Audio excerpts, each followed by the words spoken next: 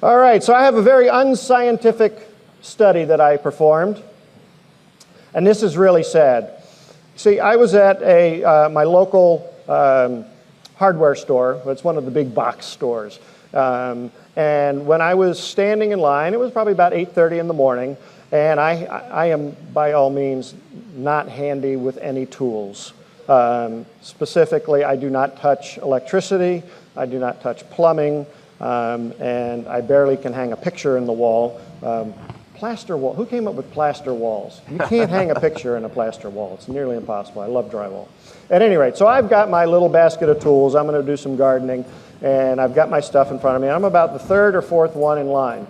And I notice, just because this is what I notice, that the cashier was not saying anything to any of the people as they were checking out.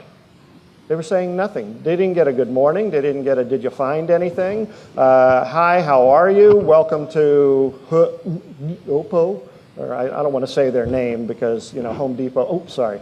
But at any rate, they were there and they were doing the checkout. And so I decided I was going to watch and I'm going to do a scientific study how many people she would ignore by the time they got up to me. Can you believe the three people in front of me?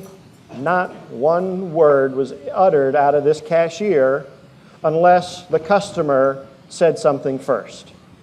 Now that's atrocious if you ask me. So I'm going to test this thing. I'm going to do the same thing. And I'm going to get up there and I'm going to not say a word and see how long it takes for her to say something to me. Now mind you, the supervisor is not standing but 2 registers away, leaning on a pole, holding up the building. Rule number 1 at Disney, you don't lean. They constructed the buildings to withstand a hurricane. There is no leaning at Disney. There should be no leaning in your businesses either. So I get up to the cashier and I say nothing. Now how long does it usually take to check out? Not at the grocery store, but you got, you know, half a dozen items. You're going to be there about 2-3 minutes. Can you imagine 2-3 minutes of pure silence staring a stranger in the face? And I made a point of staring right at, you know, like you wanted her to say something, like, nothing. I couldn't get anything out of her. And so, the manager could have easily come in and corrected the situation, but decided to do nothing. That's criminal. So, I mean, if you're letting stuff go by, you're condoning it as correct.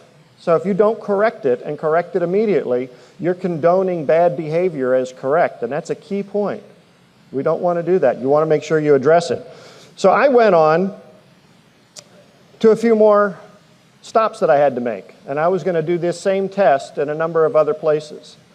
And what happened was I went to a couple of small mom and pop places, a couple of big box stores. And of the 9 establishments I went to that day, 9, 5 of them completed my transaction without uttering one word. 5 out of 9, that's more than half. Now, you want to hear the scary thing? I'm going to read this to make sure I get it. Of the 5 businesses where I had a wordless transaction, 3 of them, so what's that, 3/5? That's a lot. I can do math in my head. How much? 60%.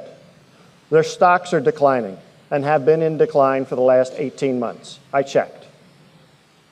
18 months of straight stock declines, and these are the 3 people. Now, out of the 4 that did have a great transaction, and a couple of them were a big box store, and a couple of them were mom and pop, but out of the 4, 3 of them have seen their stocks gone up.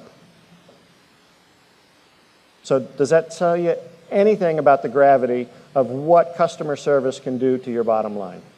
Yep, give me a yes. All right, thank you.